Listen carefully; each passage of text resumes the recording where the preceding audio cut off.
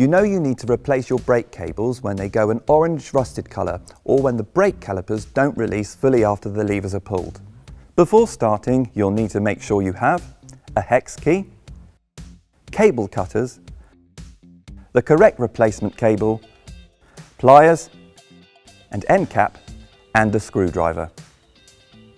This brake cable is fraying with no end cap on and it's rusted, so I'll definitely need to change it. Firstly, we need to remove the cable from the calipers, so let's use a hex key to take off the bolt. Now we can release the cable from this bolt. Now pull on the brake from the handle and release the cable up through the bolt and through the handle. There we go, we've removed the cable.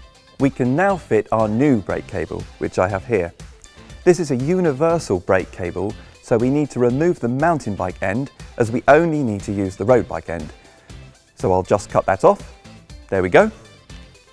Now we're going to use this end and feed it through the brake handle down to the caliper, just like we did when removing the old cable. Pull the cable through fully so it's secure.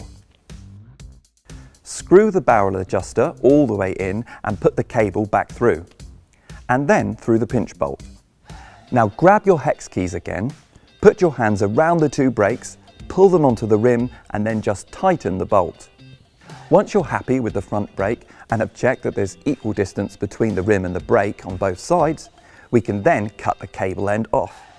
Finally, we can fit the cable end onto the end of our new cable and crimp it with some pliers just to make sure it won't fray again. And there we go. You've successfully fitted a new brake cable. If you don't fancy getting your hands dirty, pop into your local Halfords where a member of the team will be happy to help you in replacing the brake cables.